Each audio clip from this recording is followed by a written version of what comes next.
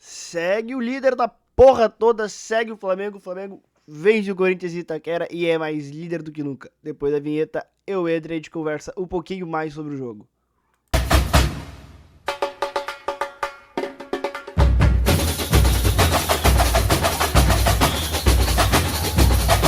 E aí, gurizada medonha. O flamenguista deve estar feliz, o corintiano deve estar chateado com o Yuri Alberto e vai ter uma passadinha de pano pra ele hoje. Mas deve estar puto. Eu entendo, o torcedor corintiano também estaria se fosse torcedor do Corinthians. O Flamengo deve estar feliz com o segundo tempo, primeiro acho que nem tanto, mas vamos falar um pouco do jogo. Um primeiro tempo que eu resumi até falando com os amigos, que é Masterclass Júnior.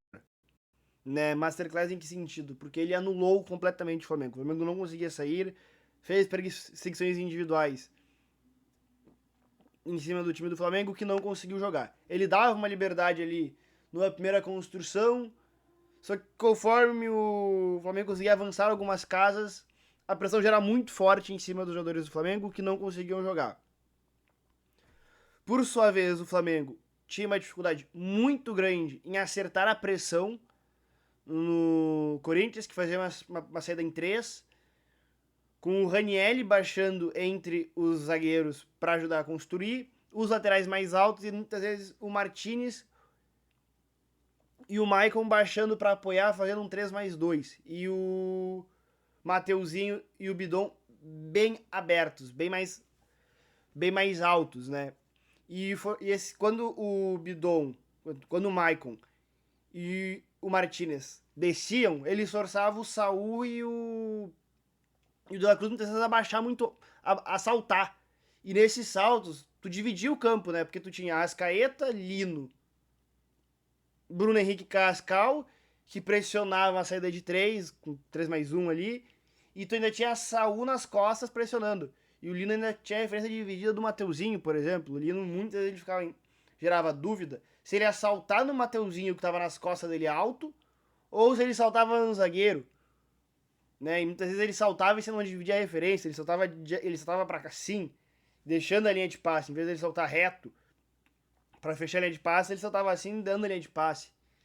Então o Flamengo teve a dificuldade de pressionar o Corinthians, e quando tinha a posse, o Corinthians pressionava muito bem e não deixava o Flamengo jogar.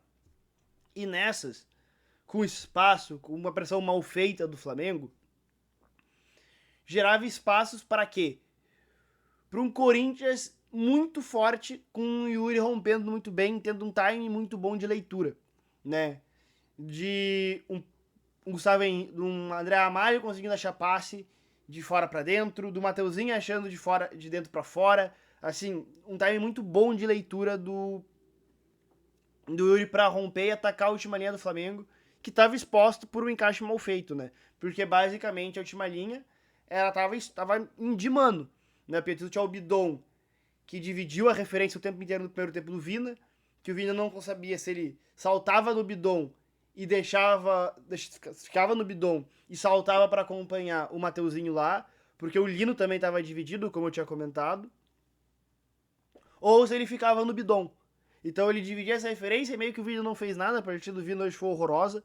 O Vina foi muito mal no jogo hoje o Vina. Tanto que logo no intervalo o Felipe Luiz troca o Vina pelo Alexandre. O Yuri rompendo muito. Nada dele romper, dele atacar espaço, ele cria boas situações. Tem o pênalti, que pra mim foi pênalti.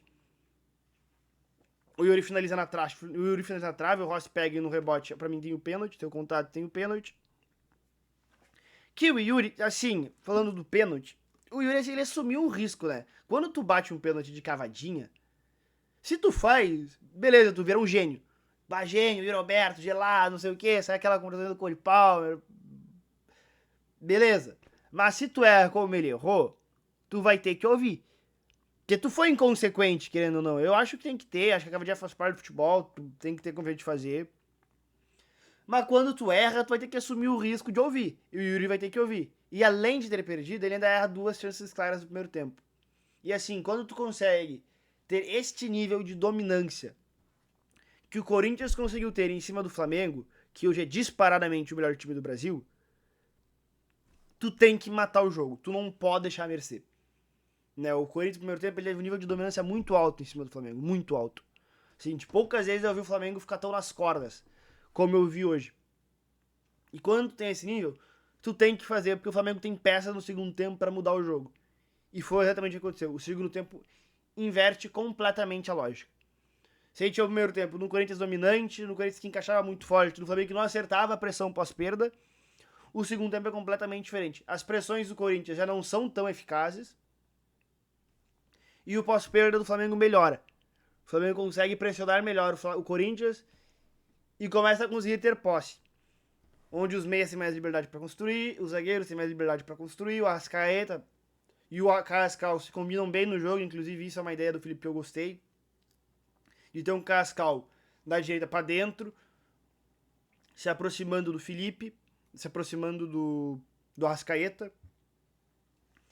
O Corinthians até abre o placar no segundo tempo, só que o segundo tempo inteiro é dominado pelo Flamengo. E aí quando tu é dominado pelo Flamengo, as chances claras que eles vão ter, eles não vão desperdiçar. Porque esse time do Flamengo é muito qualificado, muito qualificado.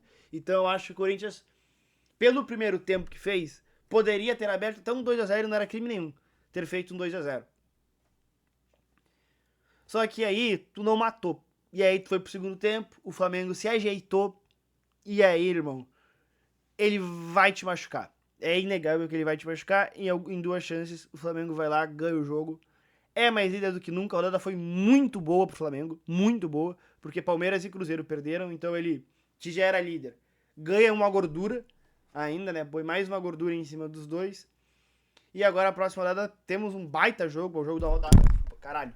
Que é o Flamengo e Cruzeiro, né? Vamos ter esse jogo. O Cruzeiro precisando de jogando no Maracanã.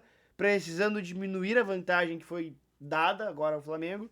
E o Flamengo podendo colocar mais 3 pontos em cima do Cruzeiro e meio que ganhar uma folga no Campeonato Brasileiro, beleza? Deixa o like aí, se inscreve, tamo junto, é nóis.